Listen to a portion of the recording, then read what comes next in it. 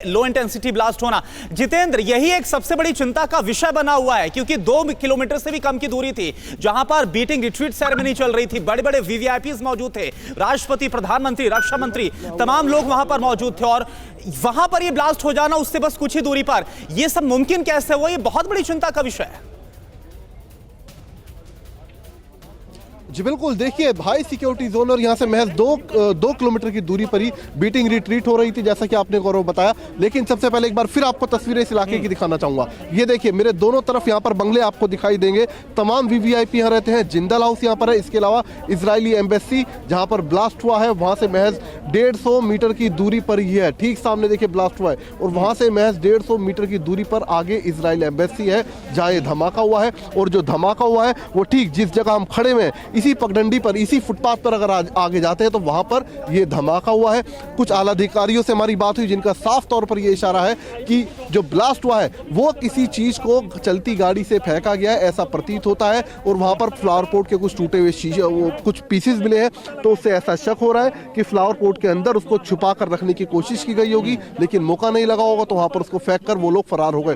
फिलहाल ये देखिए तमाम आला अधिकारी इस वक्त यहाँ मौजूद है और इसके अलावा कोशिश जितने भी इस इलाके में सीसीटीवी कैमरे लगे हुए हैं उनको दिल्ली पुलिस की एक टीम लगातार खंगालने में जुटी हुई है ताकि जो आरोपी हैं उनकी पहचान हो सके। हालांकि दिल्ली पुलिस का यह भी कहना है कि शरारती तत्वों की शरारत हो सकती है ये, लेकिन क्योंकि हाई सिक्योरिटी जोन है, इजरायली एम्बेसी के बराबर में हुआ है, तो लिहाजा दिल्ली पुलिस जांच में कोई कोताही यहां पर नहीं बरतना चाहती है। इस ब्लास्ट की असलियत तक पहुंचने के लिए तमाम दिल्ली पुलिस के आलाधिकारी, स्पेशल सेल और फोरेंसिक टीम यहां पर मौके पर मौजूद है। जी, तो जो फोरेंसिक टीम है वो मौजूद है, दिल्ली पुलिस के अधिकारी मौजूद है, स्पेशल सेल के जो अधिकारी है वो मौजूद है और आप सभी इस वक्त हमारे साथ जुड़े हुए हैं। लेकिन इस बीच ये 3 तस्वीरें हम दिखा रहे हैं, जरा देखिए। दिल्ली के अब्दुल कलाम रोड पर आईडी धमाका होता है और उससे बस 1.79 किलोमीटर की दूरी है जहां पर बीटिंग द रिट्रीट सेरेमनी चल रही थी। आप समझिए 2 किलोमीटर से भी कम ये डिस्टेंस है। प्रधानमंत्री, राष्ट्रपति, रक्षा मंत्री, तमाम वीवीआईपीज यहां पर मौजूद थे जहां पर बीटिंग द रिट्रीट सेरेमनी चल रही थी और वहां से सिर्फ ये 2 किलोमीटर से भी कम का डिस्टेंस है जो कि इजरायली दूतावास है, जिससे 150 मीटर की दूरी पर यह ब्लास्ट होता है और पूरी दिल्ली में इसके बाद हाई अलर्ट कर दिया गया है। तो ये 3 तस्वीरें इस वक्त हम आपको दिखा रहे हैं और ये तीनों तस्वीरें काफी चिंता पैदा करती है। मनीष भी हमारे साथ जुड़े हुए हैं। मनीष, आपके पास और क्या इनपुट्स आ रहे हैं, क्योंकि तमाम अलग अलग बातें कही जा रही, वहां पर इस वक्त जो जांच एजेंसियां वो भी मौजूद हैं, और क्या इनपुट्स आपके पास आ रहे हैं?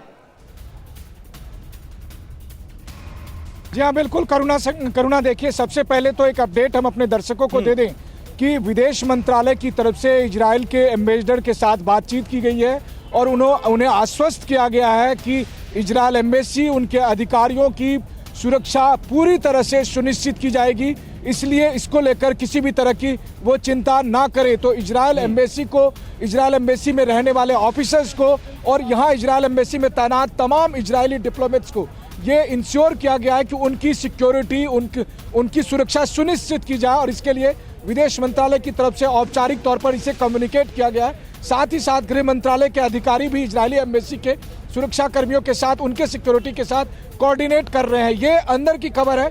वहीं बाहर के हाल तो आप लगातार कैमरे पर देख ही रहे हैं। एक जो अहम बात और मैं आपको बताऊं, जो जितेंद्र की बात को जोड़ते हुए, कि देखिए क्या बहुत सारी घटनाओं की जो मॉडस ऑपरेंडी है वो बहुत हद तक बहुत कुछ बता देती है। इससे पहले जो इजरायल एम्बेसी के अधिकारी पर जब कार पर अटैक हुआ था तब ये कहा गया था कि उनके जो डिप्लोमेट थे उस गाड़ी में सवार थे और चलती बाइक से उस गाड़ी के पीछे में एक विस्फोटक लगा दिया गया था और उससे ब्लास्ट हुआ था और उसमें जो लेडी डिप्लोमेट थी वो घायल हो गई थी। और इस बार भी तकरीबन उसी तरह का मॉडस ऑपरेंडी है, जब चलती कार से एक फ्लावर जो है उसको फेंका जाता है, गमला फेंका जाता है, जिसमें यह आशंका है कि उसमें ब्लास्ट एक्सप्लोसिव हो सकते हैं। तो निश्चित तौर पर जो घटना पहले इजरायली डिप्लोमेट्स के साथ दिल्ली में हुई थी और इस बार की घटना में थोड़ी बहुत समानता दिखती है। हालांकि आगे अब जांच अधिकारी बता पाएंगे कि क्या इस बार जो लोग शामिल हैं या फिर जो सुराग यहाँ पर हैं वो किसकी तरफ इशारा करते हैं। TV9 भारतवर्ष और TV9 बांग्ला प्रस्तुत करते हैं पश्चिम बंगाल चुनाव पर सबसे बड़ा conclave, what Bengal thinks today.